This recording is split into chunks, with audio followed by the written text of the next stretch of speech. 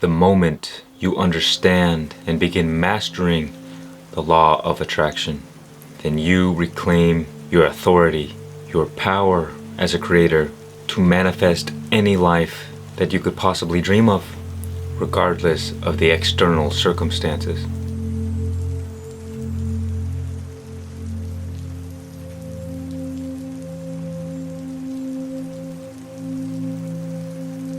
You see, the law of attraction is one of those things that has a lot of mystery around it.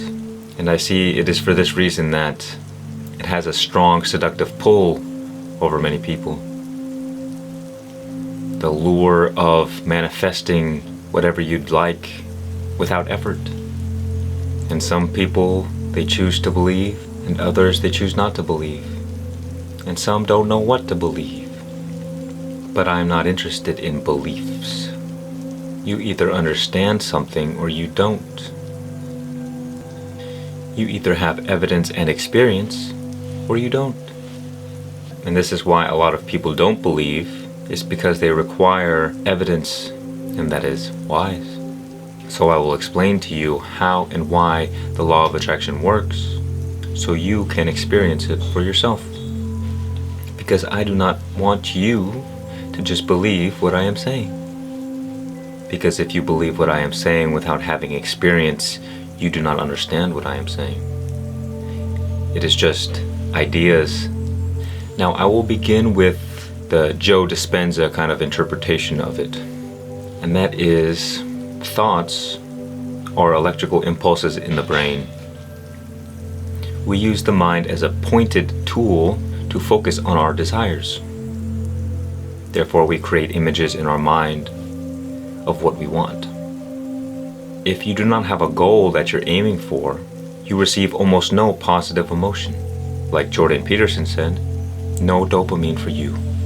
Because one needs to feel as if they are growing on their path to achieving something. So the first step, is to get clear on what you want in life. Who do you want to be? You have to point your mind in a certain direction. Aim for a target. And it doesn't matter what target you aim for, because along the journey you will change and maneuver. You will articulate your aim. You will course correct along the journey. So, the first step, thoughts, electrical impulses, visualization, having a dream, having a goal.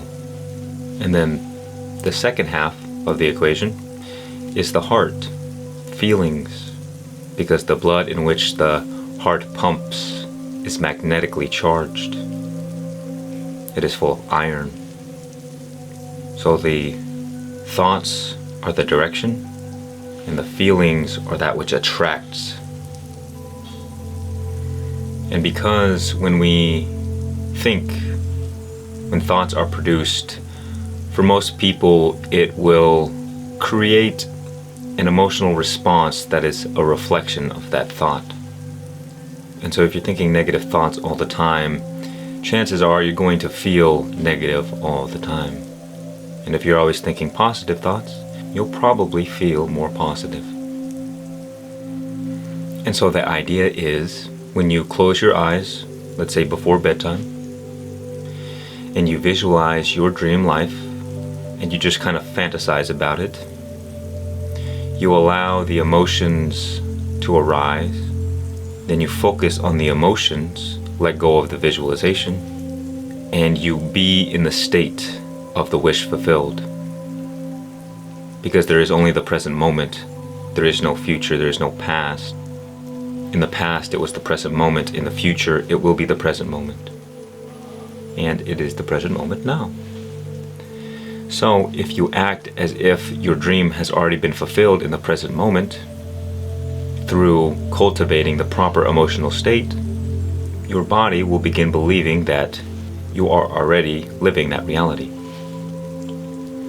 Because the brain or the mind interprets information in the form of patterns, symbols, images, and the body communicates in the form of feelings and emotions.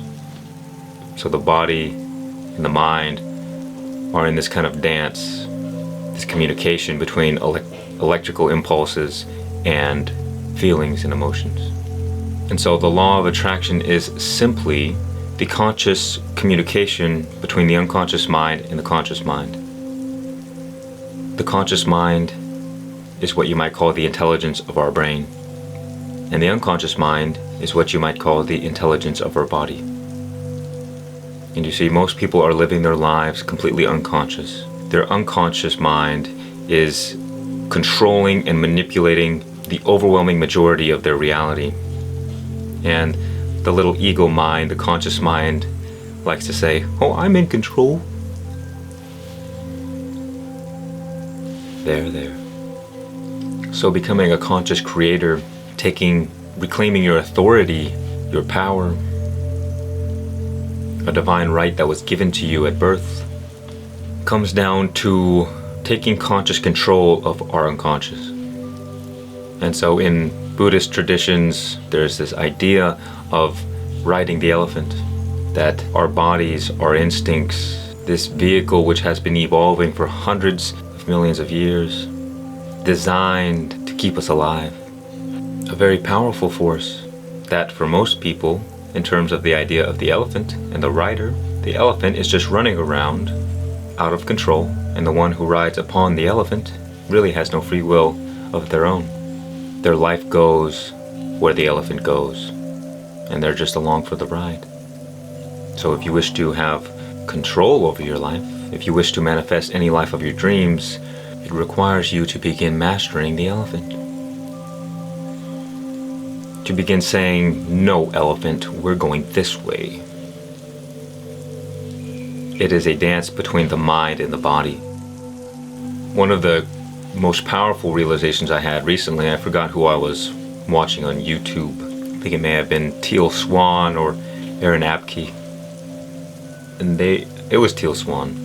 And she was talking about the kind of split in the spiritual community. Because there are those of us who enjoy the idea of the law of attraction, that we have control over our lives, that we are conscious creators, that we are making decisions and our lives are a result of our free will. And there are those who are more aligned with the Advaita school of thought, which is that I surrender completely to God. I have no free will of my own. There is nothing to do. There's no one to be. There is nothing to manifest. And so which one is correct? Well, we must understand that these are two very different roads on the spiritual path. If we wish to have freedom, this is an act of letting go. This is the process of moving into higher states of being, rising in frequency. But if we wish to manifest the life of our dreams, this is a more of an attracting energy, becoming more grounded, rooted in the earthliness of ourselves. And so the Advaita school seeks liberation.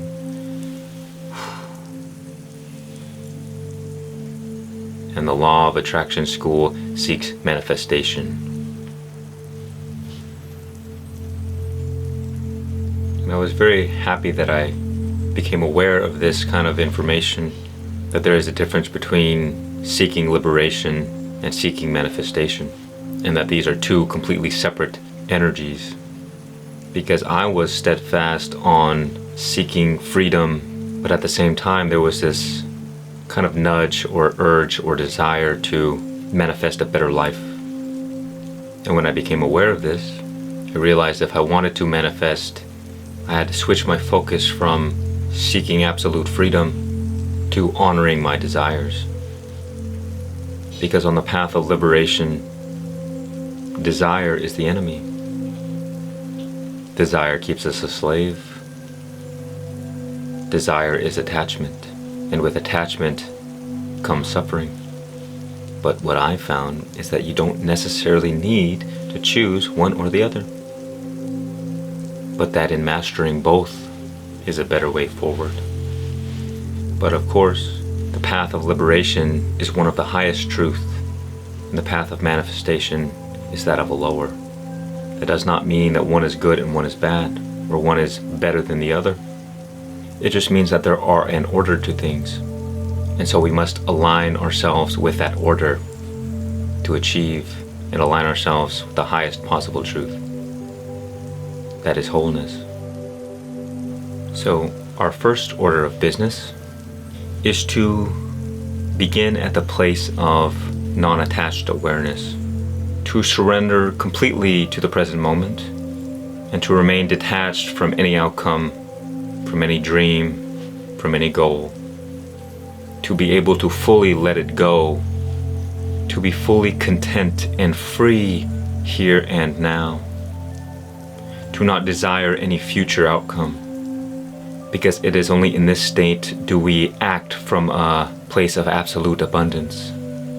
The moment we begin desiring for a better future, simultaneously do we assume that we do not already have everything we need.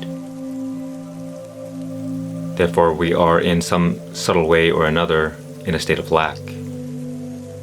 Desire is simultaneously a representation of lack.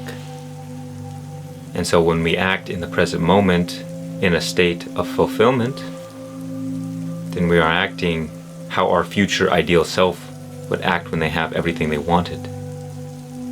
Because the future ideal self, who we want to be, doesn't have the same desires, because they already have what they want.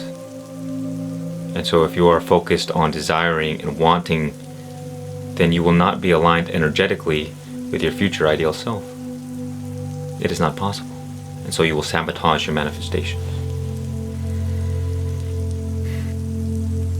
But you see, there is a wisdom that I heard one Swami speak of, and that is those who go out into the world to seek material things and to gather, who seek first money, power, fame. One might say they are not aligned with the Tao.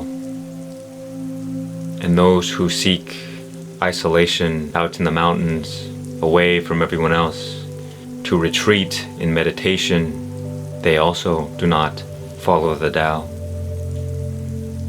They have missed the point. Therefore, the true way is not to only seek liberation in God and reject all of our desires, nor is the true way only to seek earthly desires and reject God, but rather a higher path is being able to hold these two paradoxical energies or ideas, these two paradoxical paths of life, and to merge them or to follow them both, but to align them in the proper order, to give them priority. And so we know the path of God is the highest path, and that the path of earthly pleasures and desires is the lower path. Again, not right or wrong, good or evil, but they must be aligned in the proper order. So we seek first the kingdom of heaven, and then allow everything else to be added onto us. We seek first freedom and liberation, to be fully content and satisfied in the moment at all times, to remain as a non-attached awareness, and to be detached from our goals and our desires and our dreams. And at the same time to recognize that life is meant to be lived. That once you arrive at this more pure state of being, that there is nothing wrong with going out into the world, having fun and playing. There's nothing wrong with having desires that we wish to manifest in our life. But we recognize that there is nothing in the temporary world that will bring us lasting satisfaction. So our intentions with our manifestations, with our desires, is not that we think they will fulfill us in any way, in any shape or form, but that there is something within us that calls us to say, well, I would like to experience this. Why not? When you reach the state of contentment and satisfaction in the moment, you can pick and choose what you would like to experience. There are millions of movies out there, but you would rather only watch the ones that pique your interest. And so it is very important that first we find the state of peace and contentment, because so long as we are stuck in desire and wanting, we are operating from a state of lack, and therefore all of our manifestations will be limited. And so, the more practical steps to the law of attraction, to manifestation, is that once we have an idea of what we want, the dream, all we have to do is keep reminding ourselves. We simply keep repeating the story that we desire over and over in our minds. And so one key factor here is developing the habits of manifestation. So perhaps you'll want to set a time, 5 minutes in the morning and 5 minutes before bed, to simply write down, perhaps like in a diary, how happy and grateful you are to have everything you already need, to act as if you are already living in your desired reality. And I almost see that this should be quick and easy, so one may be consistent over longer periods of time. One habit that I have gotten into is that every time I arise, or most often, let's say when I get up from bed, or from sitting to standing, I simply repeat the affirmation in my mind that, oh, I am so blessed to be alive. I'm happy and grateful that all is well, that there is so much love in my life. And so use certain behaviors that you do often to trigger such affirmations. One easy one is that you can repeat affirmations when you use the bathroom, because we're always using the bathroom. And it's easy to pass the time with affirmations. The key is that you want to just be spreading the seed out all the time. You want it to be a lifestyle rather than a practice. Because with a practice, you have to be disciplined and do it every day and be consistent. But when it's a lifestyle, you're almost consistent by default, because you're kind of just doing it all the time randomly. And perhaps you want to implement both. But the key is just to remind yourself of what you'd like. Whenever you have a negative thought or an image comes into your mind that you don't like, you may use this as a trigger just to kind of repeat, oh, I am so blessed. I am so grateful. And this helps replace any kind of negative thoughts with positive ones, making your mind a more harmonious and loving place. When it comes to affirmations, one thing I like to do is that you change the affirmation based off the energy center or the chakra. So the 7 affirmations begin with the root chakra, I am, the sacral chakra, I feel, the solar plexus chakra, I have, the heart chakra, I love, the throat chakra, I speak or I say, something along those lines. The third eye chakra, I see, the crown chakra, I understand. And it's kind of funny that the crown chakra is which you stand under, or a crown is which you are standing under. And so this can kind of mix up the affirmations, make it more fun and fluid. This should be a creative process. Some other powerful techniques are listening to hypnosis audios or subliminal recordings. Both plant seeds in the unconscious mind that will eventually bear fruit in the outer reality. Perhaps the most common and straightforward way to manifest the reality of your dreams through the law of attraction is simply through action. They say take massive action, because when you imagine how your ideal self would operate, who is living in your ideal dream, we also have to imagine the behavior patterns. We can simply begin adopting those behavior patterns ourselves. And through acting in a way congruent with our ideal, we align ourselves with that reality. And so this is a very important step, that once we lay the groundwork with understanding our dream, with understanding our desires, through being present in the moment and fully satisfied and content and operating in a state of abundance. Once we have laid the foundation, planted the seeds, nurtured the soil, then we go to work and engage in the proper actions.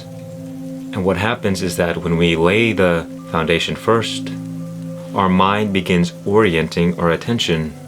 It focuses our attention on that which is specifically aligned with our dreams and our goals. Because we have told our unconscious mind and have said, hey look, this is what we want. This is where we're going. We take command of the elephant and say, "This way."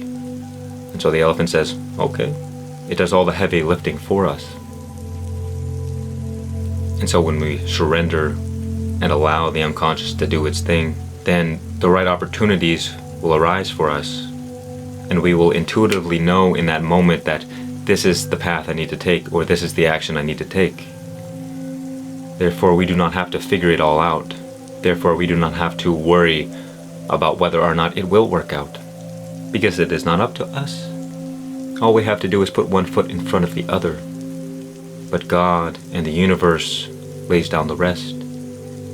It does everything else for us. And so that is where the law of attraction gets a bad rap, is that people who are lazy and don't want to do the work think they can manifest things with no effort by doing nothing. And because there is truth to this, you can do this. It is a fact. They're missing one key important detail, and that is the effort, the actions, instill the worth. When we work hard for something, we enjoy it more. When something is freely given to us, we take it for granted. We waste. We take advantage. Therefore, the law of attraction and manifestation is not about getting everything by doing nothing. It's about first laying the foundation, allowing the unconscious to do all the heavy lifting, and then life provides us the opportunities that are aligned with our goals, and all we have to do is press play, or put one foot in front of the other, or just follow our intuition. And so really there is not much work to be done, because in the process, when we are in the moment and we are in the flow, whatever work that has to be done is enjoyable. We are in a state of fun and play, not in a state of, well, I desperately need my dreams to come true, so I have to grind and struggle every day until I make it happen. Now you can do that, but that is what you call playing life on hard mode, which I'm not even rejecting, but I digress. So once you are aligned with your dream in thought, feelings, and action, then it is with 100% certainty that your dreams will begin manifesting in reality. There is no uncertainty here. There is no need for belief. There is no need for fear that it won't work out or worry, because we have simply begun to understand the way that the universe works. We begin to understand the process of reality creation, so that there's no mystery to it. We not only understand what we're doing, but we understand why it works. So there's no need for hope and wishing, or even faith, because in my life, where I am now, I have no more use for faith. Not that faith is a bad thing. Faith is a very beautiful, a very important aspect of many of our lives. But the more you begin nurturing your relationship with God, you become more familiar with the way that God works. Well, then you realize, well, God doesn't really work in mysterious ways. It's just that we simply don't know. And so faith is replaced by understanding, because faith implies that we have to trust without really knowing. We know in our hearts, but we don't really know. But when we understand 1 + 1 = 2, you do this, you get this result. Here is why. Whereas many people don't know why. They don't really understand why 1 + 1 = 2. But because other people say that this is the truth, and because we are social beings, we have to rely on others for our knowledge and understanding. We believe that 1 + 1 = 2, that this is the truth, but we have yet to understand it fully for ourselves. So we may know in our hearts and have faith that God always provides for us, that everything always works out the way it needs to be. And this can get us through life. But when you come to a deeper understanding, there is not much ambiguity about why things happen the way they happen. You begin to see the magic of life, not as strange and mysterious, but common, because that is the true nature of reality. the synchronicities, the co-creation with the universe, finding the right information at the right time, meeting the right people. When we understand that we are all one consciousness, that we can never be separated from one another, whether in life or in death, then we understand that we always attract the right people that we need for this particular season of our life, for our highest character development, because that other person is us.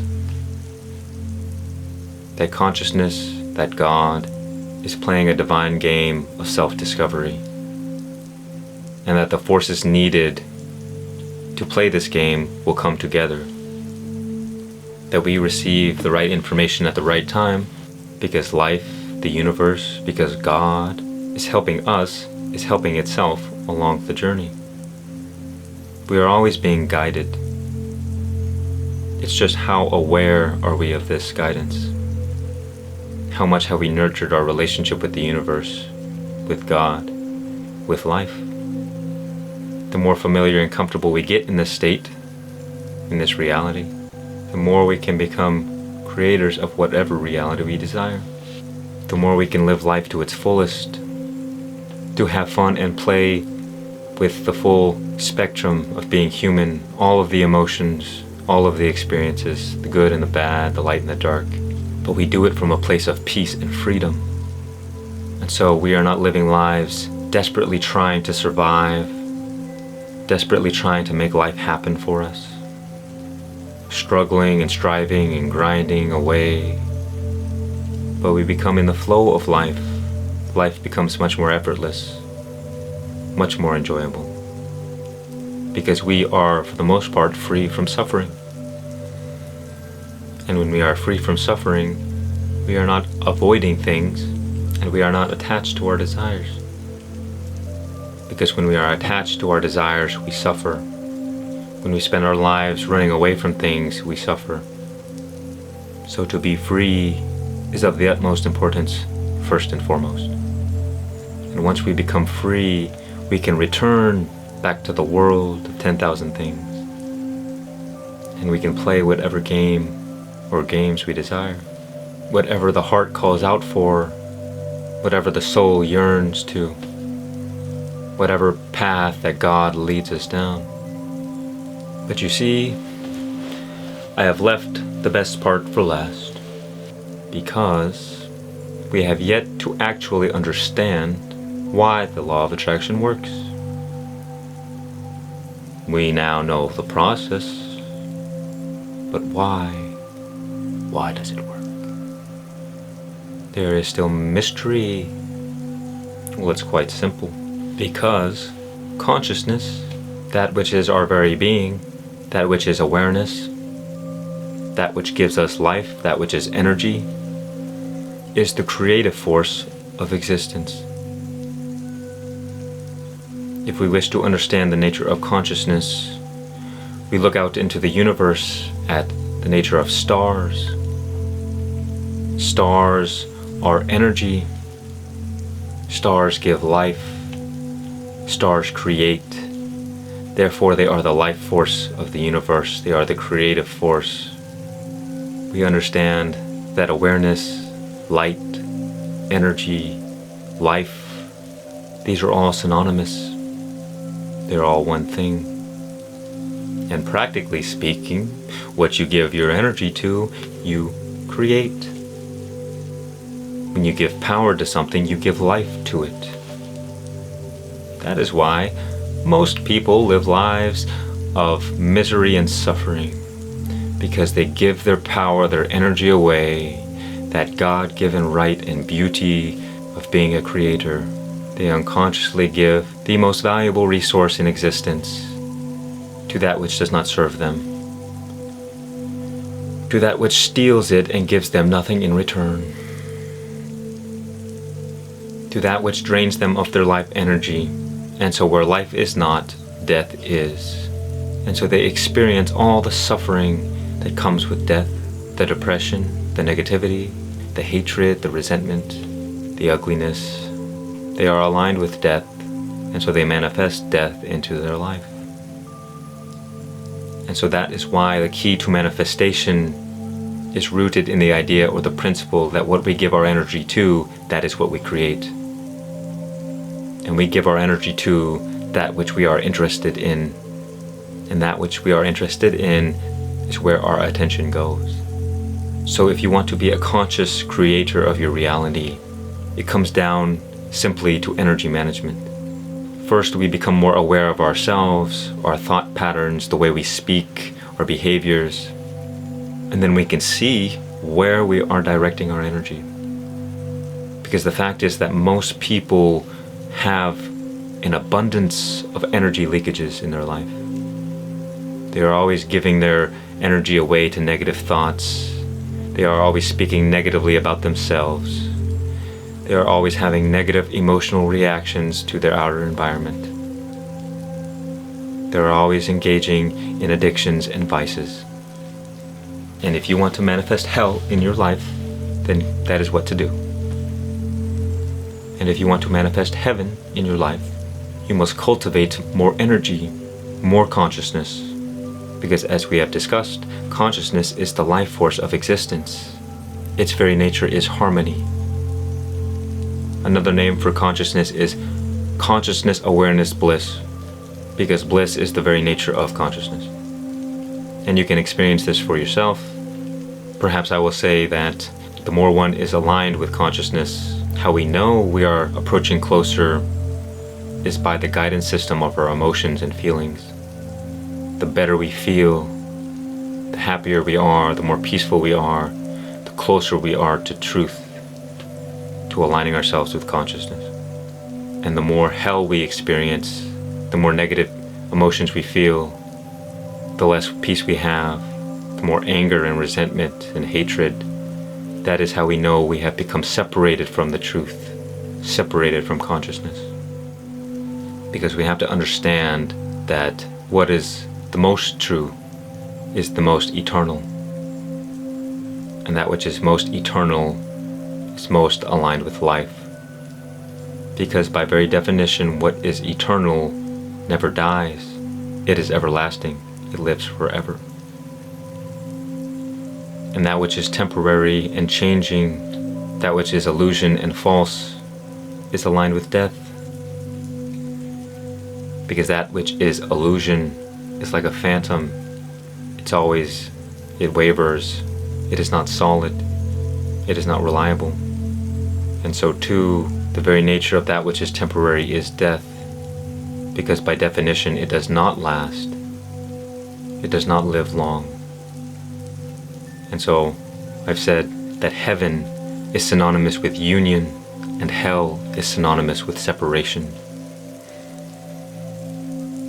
So the more we identify with separation, the more suffering we will experience in our life. And the more we become united with the truth, with the eternal, the more we will have everlasting peace and joy and love. And so our job as conscious creators of our reality is to become aligned with truth, to become in harmony with life. And we may use our emotional guidance system to tell us how close or far away we are. If we mostly experience peace on a daily basis, then we know we have made a lot of progress. But if every day we're suffering over nonsense, then there is still a long way to go. And it will be much more difficult to manifest and create any reality of your dreams. Because you are too busy manifesting health for yourself. By not controlling your emotions, by not controlling your thoughts. And perhaps not even controlling, but just managing yourself. Because those who do not manage themselves have a lack of awareness of themselves. Because you can only manage what you measure, and you cannot measure what you are not aware of. And here we arrive at a connection between consciousness and awareness, which are synonymous. So if you wish to become more harmonious with consciousness, with life, then awareness is one of the greatest vehicles. Because the more aware you become of yourself, the more you begin paying attention to things, the more consciousness you will develop. It is like a muscle. And so becoming a conscious creator of your reality begins first and foremost with awareness. And to develop your awareness, you must exist in a paradigm, a perspective of self-discovery. Every interaction is revealing something about you. Because the truth is that we are all one, that separation is an illusion. And so the more you're caught in the separation of things, the less aware you will be, the more unconscious you will be, and therefore you will unconscious create a reality that is not of your desire. Focus on self-discovery, become more aware, and through meditation, one can connect deeper into the present moment. The practice of surrendering to the now. This helps us remain as a non-attached awareness, therefore becoming more aligned and harmonious with consciousness. And when we can stabilize in this state and be like this always, then we become free. Therefore the desires and the avoidance of certain things in life, they don't have the same pull over us. And more we can exist solely in a state of abundance at all times. And when we get pulled back into the illusion, into a state of lack, it's not a problem. Because we are in a state of self-discovery, we are looking to develop our awareness. So every so-called mistake, every time we get triggered, this is nothing but an opportunity to become more aware, to self-reflect. Therefore, there are no mistakes to be made. And so the reason why the law of attraction works, now that we understand that consciousness is the creative force of reality, is that whatever information is in between the source of consciousness and the external world, consciousness is being filtered through that information. Therefore, whatever information we have in our mind, that is how our reality manifests itself. That is how reality creation occurs. Therefore, we must pay very special attention to the thoughts that we have. I mean, this was the whole foundation of Think and Grow Rich and Neville Goddard and Earl Nightingale. Even the Buddha said, with our thoughts we create reality. We are what we think about most often.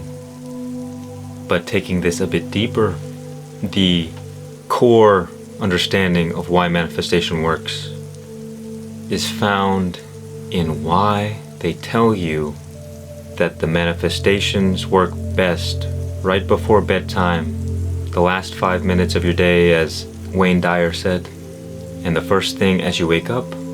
Why are these 2 times of the day the most important for manifestation? Interesting.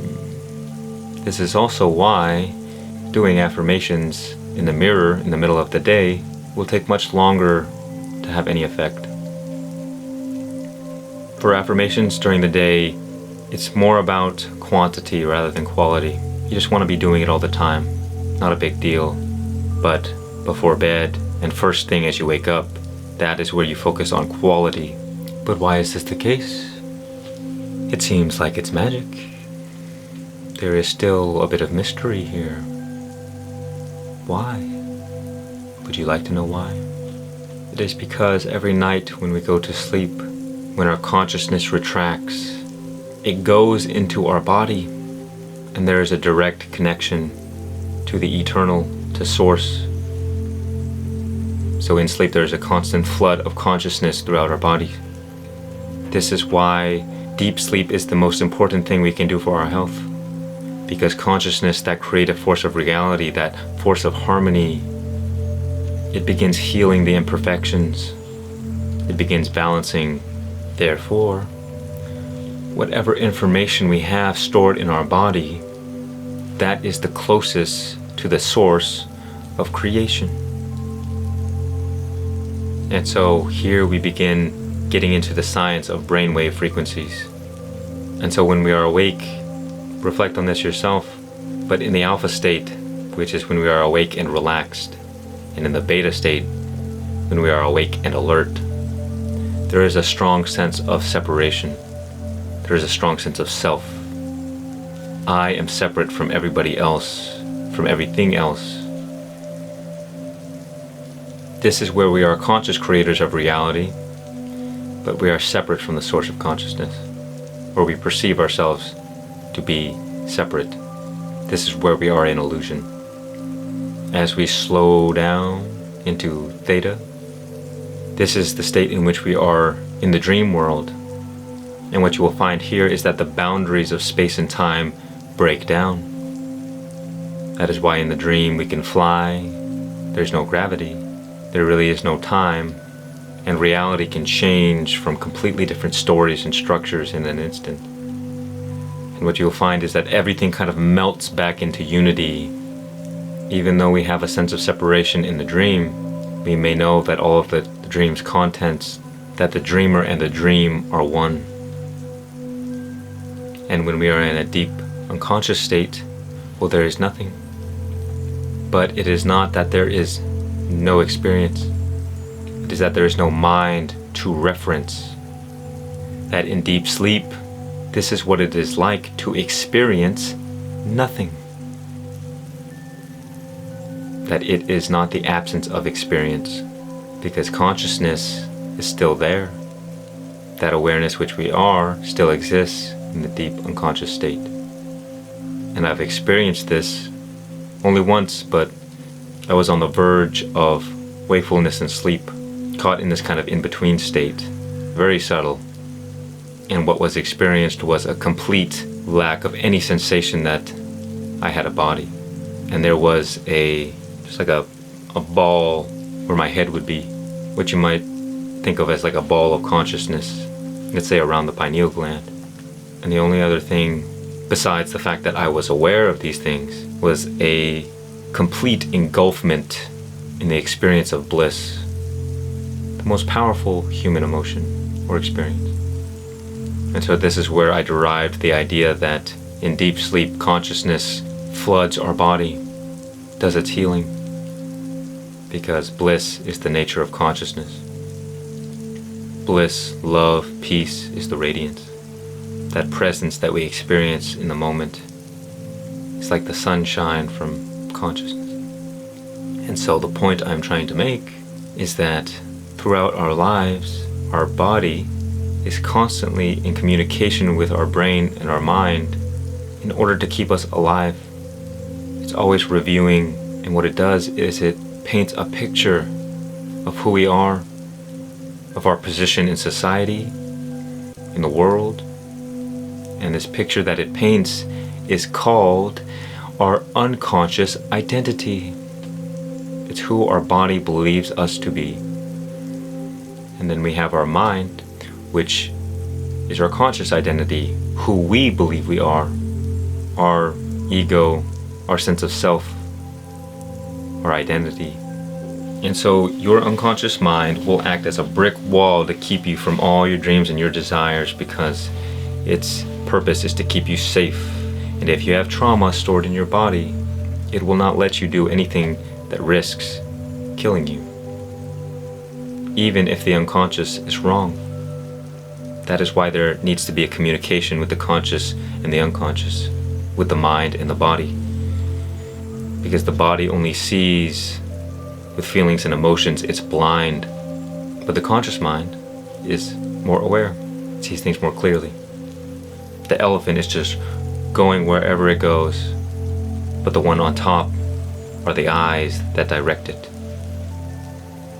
And so the reason that manifestation works is because whatever information is in that unconscious identity is first in line, let's say, to manifest or to be created in our reality, because it is the closest to the source of consciousness. Our consciousness is filtered through our body first, through our unconscious. And so, when you are in a theta state before bedtime and as you wake up, the boundaries of reality are in this wishy-washy state. There is no strong separation. Therefore, it is in these moments in which you can most easily communicate with the subconscious mind. And the subconscious mind has no filter. That is what the conscious mind is for. The conscious mind is the governor. So the unconscious will accept anything that you feed it, good or bad. And so remember, the body communicates with emotions and feelings. That is the language it understands. So when you begin changing your emotions, you begin changing the body, you begin changing your unconscious identity. If you have a traumatic experience, which we all do, that information gets stored in the body. Whenever there is strong negative emotions, it is in some form or another traumatic.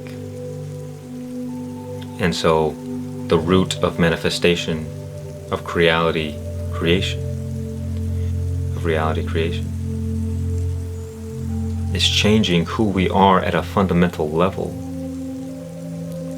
That is why when you visualize your ideal self and you pair it with strong emotions, your identity begins to change, your unconscious identity.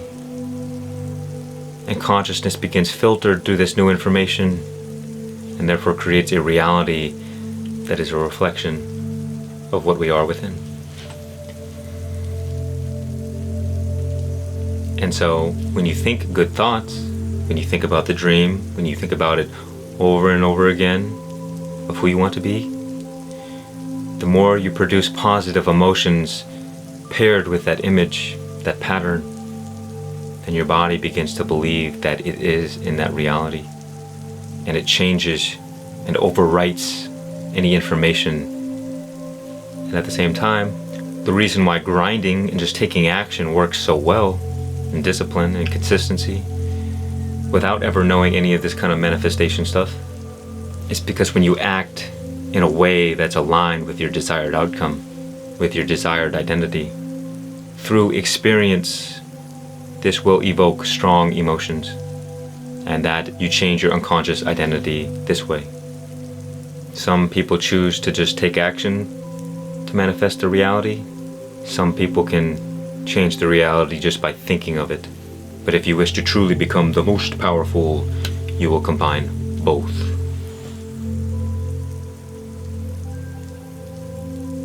Once you understand that consciousness is the creative force of reality, and that consciousness is our true being, that is where belief dies. That is where even faith perishes. And that is where understanding emerges. Because you understand, once you experience, that the external circumstances are nearly irrelevant to consciously create any reality that you desire. The only way that our environments limit us is our ability to understand or to receive this information, to receive the truth that we are consciousness. Because the universe, the matrix, the world was designed to keep us from this fact, from this truth. Because that was the point. The universe was designed to keep us in illusion, to forget our true nature as consciousness, to believe ourselves to be separate, so that we can enjoy the contrast, to be separated from God and to enjoy being reunited, to get lost, to enjoy being found, to forget, to enjoy remembering. Because without contrast, without duality, there is no experience. Therefore, the matrix is not evil. The universe was not a mistake. We were designed to forget. But once you remember and claim your authority as a creator of your reality with the power of consciousness within you, as you, now we enter a new earth, a new world, a new reality.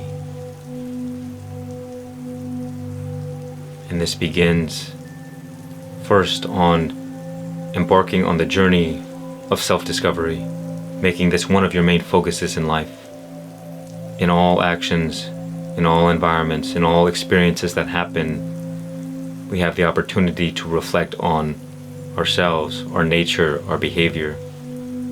The vehicle for self-discovery is awareness. We develop our awareness, we strengthen it, we become more aware of ourselves, of the true nature of reality. We use our emotions and our feelings as a guidance system to tell us how close or far we are from God or from the truth.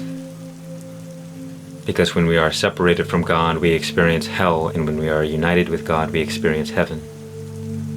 As I said, the blissful experience in deep unconscious sleep, that state in which we are one with God. Every night we become enlightened, and till we are born enlightened, which is why children are so free. And through this conditioning of our experiences, through the trauma, the information stored in our body, our energy becomes constricted. We identify more and more with a sense of separate self. We get caught more and more in illusion. So we block the flow of energy from our lives. And where energy does not flow, death arises. So the more we can allow energy to flow freely, the more powerful we become. We must reprogram our unconscious mind, the information stored in our body from our traumatic experiences.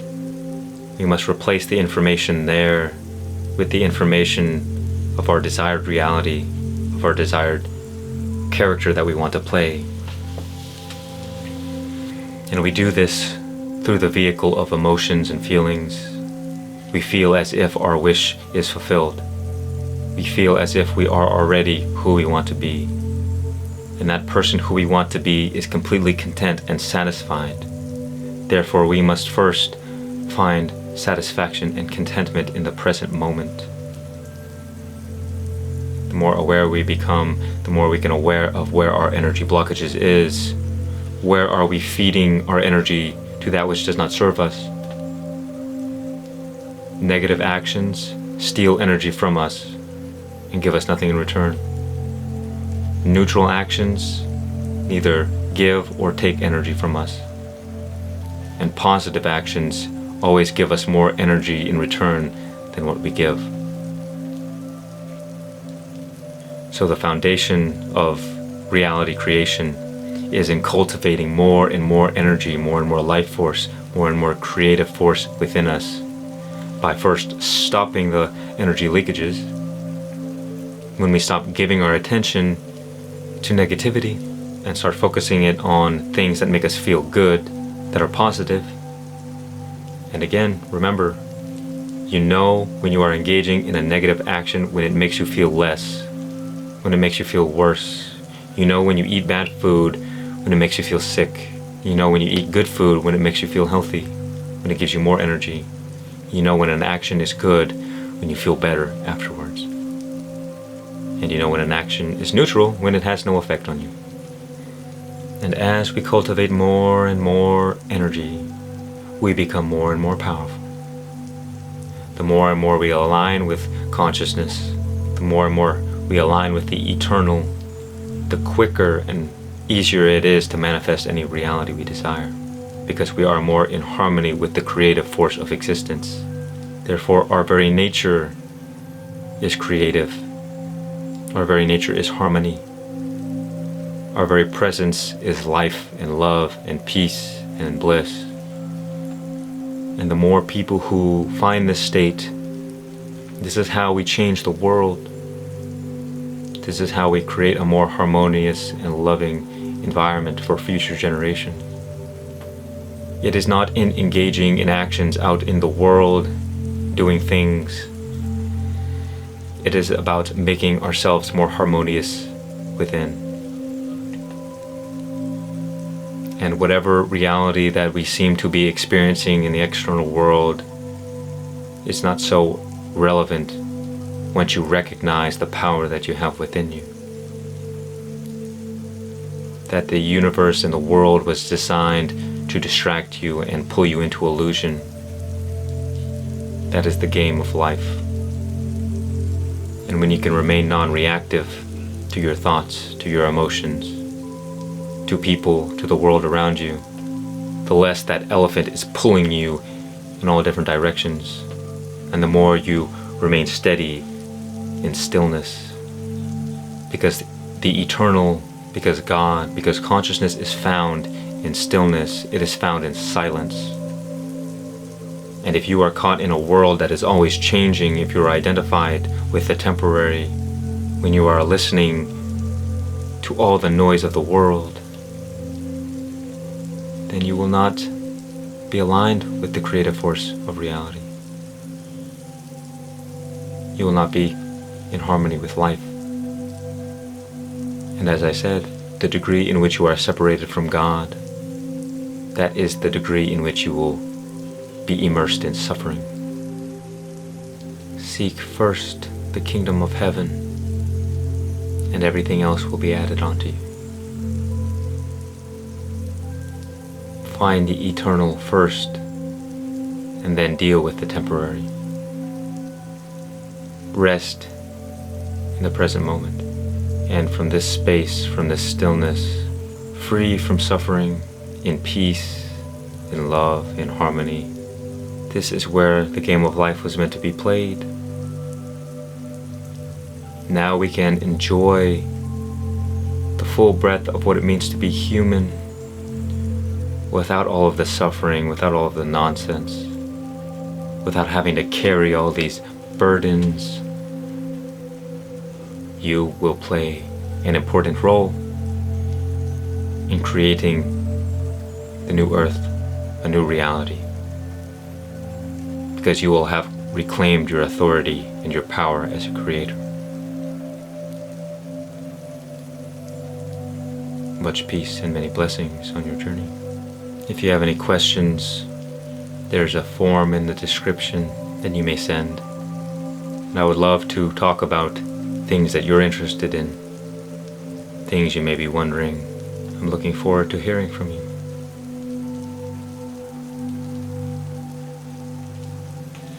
Namaste.